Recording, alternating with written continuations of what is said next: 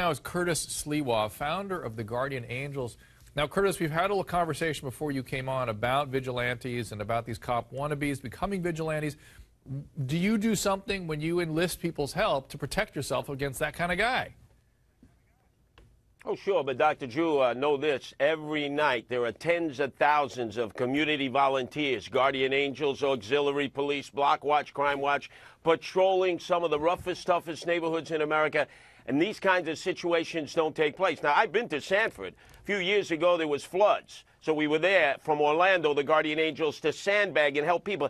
That's an interracial community. We're not talking the land of the three-eyed cousin fornicators, Deliverance, where there's a lot of hate. There's blacks, whites, Hispanics. They live side by side, many of them lower middle class, poor, impoverished, and middle class, and they get along generally pretty well. I think you have an individual here who had the gun. Now, Doc, you're into the mindset of people who have all the furniture upstairs rearranged in the wrong rooms. That's the phallic symbol. You act with a gun, particularly when it's exposed, a lot differently than you do if you have no weapons and you're dealing with a situation. And I think he felt empowered by the gun, and he just went off the hook. And he's got to pay the price. He should have been arrested right at the scene. What do you guys do?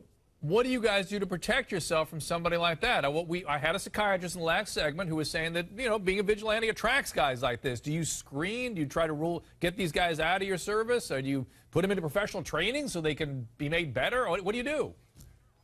Well, first off, Dr. Drew, we patrol as a group. There's a leader. There's a secondary leader. We don't carry any weapons. We don't have any special powers or privileges, but we do physical interventions. We make citizens arrests. Number one, the police told him after making a 911 call, back off. Wait for us to arrive. Now, he might have thought, he might have thought and he said, oh, the cops, they're pounding donuts. It'll take them a month of Sundays to get there. Who cares? Wait there. If you thought the person was suspicious, follow him at a safe distance. If the young man felt threatened, he might have stopped and said, who are you? Are you a cop? Show me a badge. And then all of a sudden, you're threatening his manhood. He's the guardian of the property. People were depending on him to guard the property.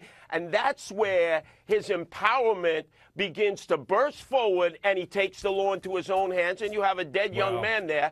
It should have never amounted to this. Never amounted to this. And Tanya says that's racism. I say it's grandiosity and paranoia. Steve, I have a question for you. Is it the gun and the Lone Ranger that really caused this thing to spiral out of control?